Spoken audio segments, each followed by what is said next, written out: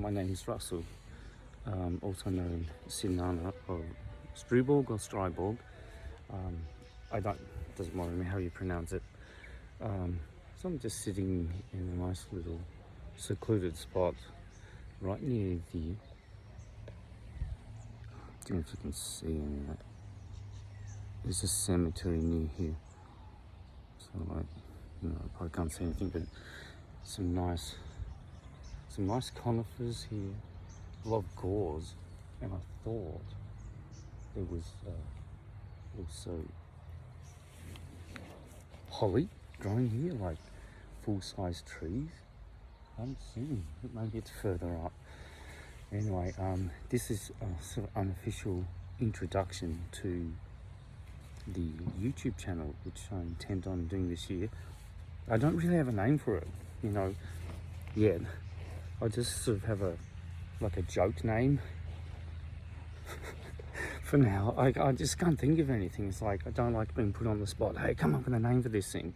This channel will have a lot of different content, various content. So there will be some music reviews. There will be some stuff where I'll do some drum tutoring or just demonstration, or just bits and you just see me randomly playing drums, edited in with some will be documentary. I mean, no, hardly any of it will be. What am I saying?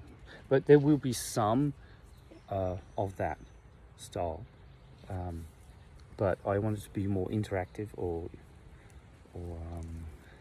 that kind of thing. It's going to have a cooking element, obviously, coming up, but we're still establishing a place to the place to film. I think we can have like an outdoor kitchen, which I'd like to film in. So that may not happen for a few weeks. We'll see what happens. But there's plenty of ideas for content, whether it's Striborg based, like album reviews. Just reviewing really just interesting albums which mean a lot to me and has influenced Striborg, or stuff that I still just really love to this day. Just go through my collection, just review some stuff, or even different periods of black metal, something, like different countries or different, waves, or underground sections, and I can only probably include the period that I was passionate about the most, and I've lost a lot of interest and so far behind with what's going on these days. But just going on what I've collected, what's inspired Striborg in the former years, and also playing in bands too. And yeah, so I'm not sure which direction. There's not going to be set direction for content, like it's going to be something this week and then something next week. It's just whatever ideas work, and just see how we go, and try and put up a post once a fortnight. Try and do that, but not even like strict for that, around that sort of time frame. And there may be, so I want this channel to be a lot of fun too, like cooking channel, and just clowning around, and even collaborative stuff. Have some other people involved in the channel, and also and some serious topics as well. Also, other content will be like maybe some dancing, maybe some basic old school breakdancing instructional videos. Not that I'm an expert, but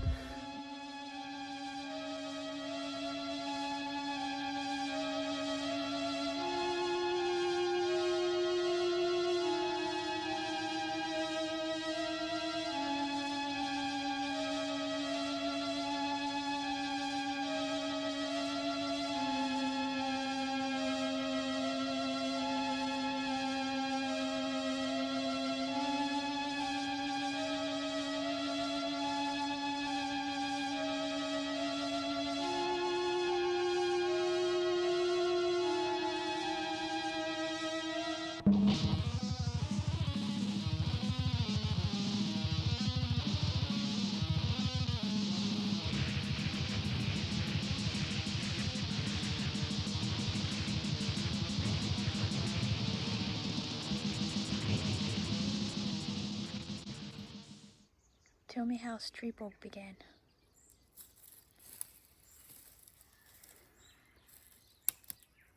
Well, it started in the early 90s out of frustration of playing in a death metal band, I guess. That's how it started. And with the Blazing Northern Sky coming out in 92, early 92, just, and the track Catharian Life Code. I just thought, oh, Catharia, that's a great name for a band. So I coined that. I took that unofficially sort of as the band name in 93, I think, and started playing riffs just on the acoustic guitar, self-taught, plus being around somebody who was an incredible guitarist who was in that band at the time. So a bit of him rubbed off onto me, and I'm self-taught as well. It was enough to just write my own riffs. So it was always acoustic. The first rehearsal had like acoustic guitar and very minimal drums. It had like tea towels on it to mute the sound. Yeah, like the snare and the singing. It's nuts. There was actually originally a tape, a C10 tape. It was a Sanyo C10 tape you get with a boombox, like a boombox was got in the 80s or something. And so I just used that and sort of recorded like one take, one side and another one on the other side. Anyway, that got lost. So I'm not quite sure what one survived. There was 2 versions and one exists. Not sure what happened to it. But that's the very first, beginnings of, we were Catharia back then.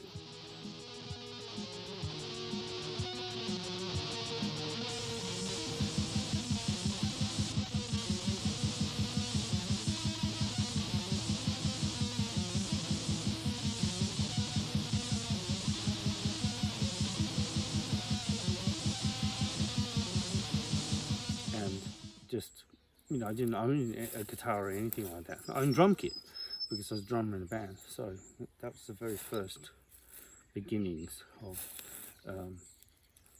Striborg as Catharia. Yeah.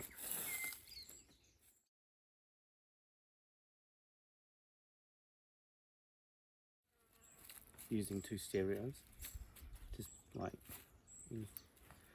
recording guitar first and then playing it through one stereo to the other, dubbing it. And then while I was playing that guitar track, I would have had finger drums on like a Casio keyboard or something of the alike, whatever. Going to town with the blast on the Casio keyboard. And then after that, it must have been overdubbed where there was sound effects. And then finally vocals, or maybe the vocals and the sound effects were done last. It was just via dubbing. And there was just some original tapes that had actually like a track on each channel, so it could have been done in stereo, but it was just easier just to do it all in mono. That you could have done we could have done that way. That's why later on I did find a tape where you could do that to a couple of tracks that I found later. But, so you had to get the levels right, sort of thing, and the editing was pretty crude, but it still worked. You could hear it. It was a definite like I can remember. Oh, that's right. There was on one of the tracks. I was really like, while I was playing the riff, it was like RSI in the right hand or something. It's like, oh my, this was cramping up like this, and the pick in this hand. And when the pick starts to turn around and around to the point you can barely even fucking hold in your hand, and then I had to stop recording and pick the pick back. Oh, cramp. Pick it back up and go ready. So there's some real dodgy edits in it that only me and the guy working on it knows about, sort of thing.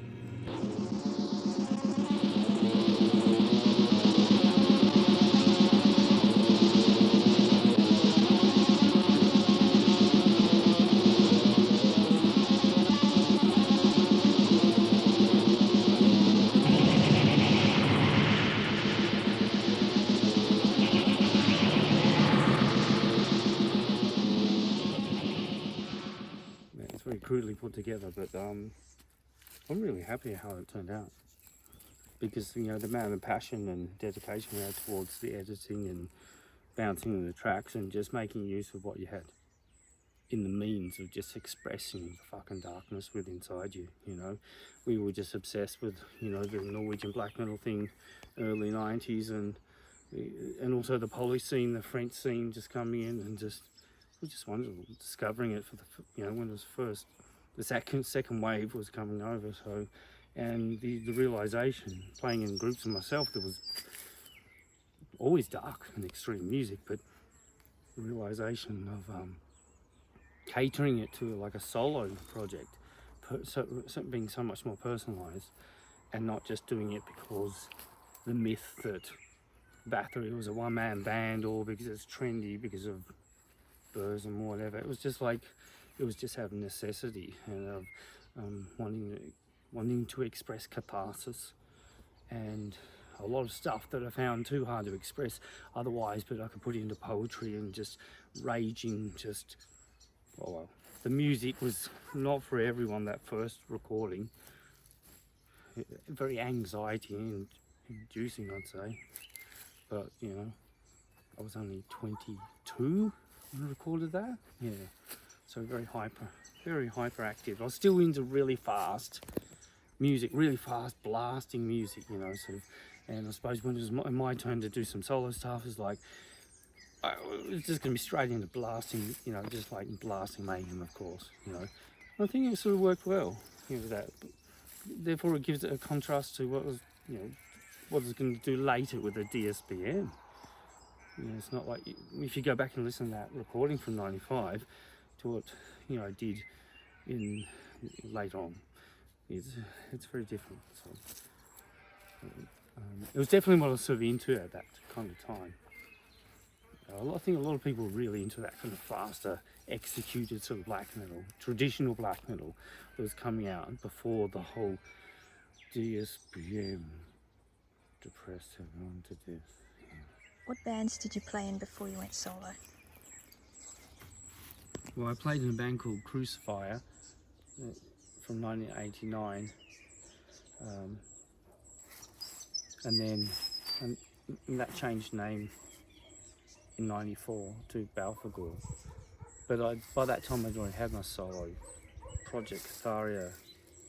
I mean, I think that was the only year that was active, actually. So I think it was when Crucifier changed to Balfagor in '94. That was also the year that Catharia had its first recording, which was the really dodgy acoustic thing. So I was playing in bands prior and parallel to my solo stuff. But I didn't take my solo stuff that seriously at first, because I played drums in death metal bands, previously and prior to it. I always had a much larger commitment to being the drummer in the band, because this is my instrument. This is what I love doing. So I'm playing. So I'd put a priority into that, and the solo thing would just be side project, whatever, at first. And that's what it sort of was in the former years. So when did you first know that you loved drumming? Well, it's when I joined Crucifier, and it was in '89. '88, they were called Golgotha, and they'd already played at the Hobart City Hall or somewhere like that. And anyway, they were after sort of unofficially a new vocalist. So yeah, I'll try that out. And I turned up there to band practice. I saw a drum kit. And I started getting on that. I thought, oh wow, drums, And then the drum was like playing guitar. And then Luke said to me, oh, you can be our new drummer. I said, but what about your drummer? He doesn't want to be a drummer anymore, he wants to play guitar. I was like, okay then. So for a little while I was like the vocalist and the drummer, until the vocalist turned up and hang on, what's going on here? He was a hoot, that guy. We both lost our voices.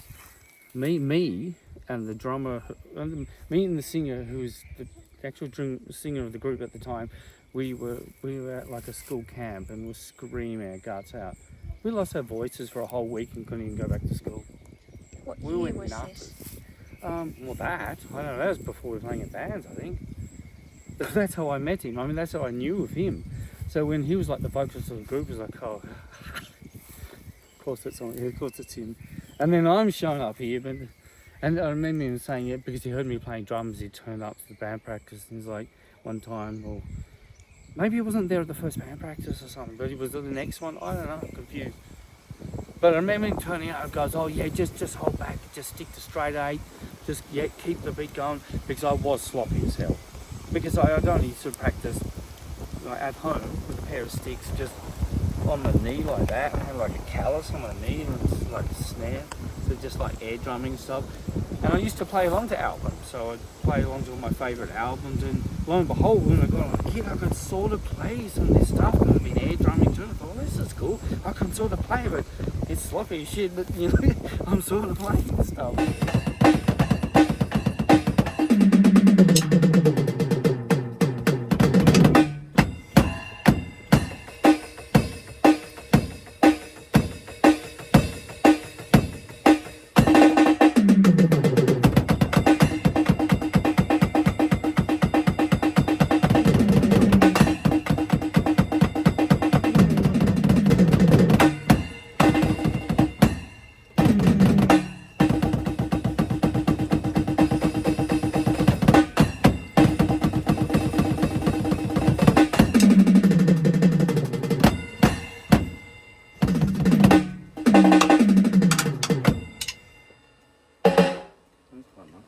This is cool, I'm enjoying it. It was a pretty dodgy kit too, but it was, and I didn't own it. My first kit I owned was in '89. It was like one of those cases, well, I had a lay-by it, and it was when I was in Crucified. It became serious pretty much straight away, and the guitarist was like, so when are you going to pay off that drum kit? If you don't, you're out of the band. It's like, oh shit, oh, so you're getting serious about this, I better pay it off then, not just buy endless Celtic Frost records or whatever I was doing at the time, you know. Yeah, but I ended up paying that off, and yeah, I can't remember the question anymore. So tell me about Battle of the Bands. How did you go? I've done 2 of them actually. I did one in 1990. We played a Celtic Frost cover, Dethroned Emperor, and also one original in the Valley of the Burning Cross. We were a metal band. There was another metal band that played. There was about 10 bands. And they played a couple of Metallica songs. And they won, and we lost. And all the other bands were in between. And then a few years later, we did a battle of bands at uni, because when the guitarist was, studying at the Conservatory of Music. So because one member or 2 out of the group, whatever happened at the time, we were allowed to enter the battle of bands for that. Again, there was like about 10 bands. And there's 2 metal bands, us and another one. They get up, do our thing, whatever. We come last. The other metal band won. And everyone else in between. That's my experience of doing battle of bands.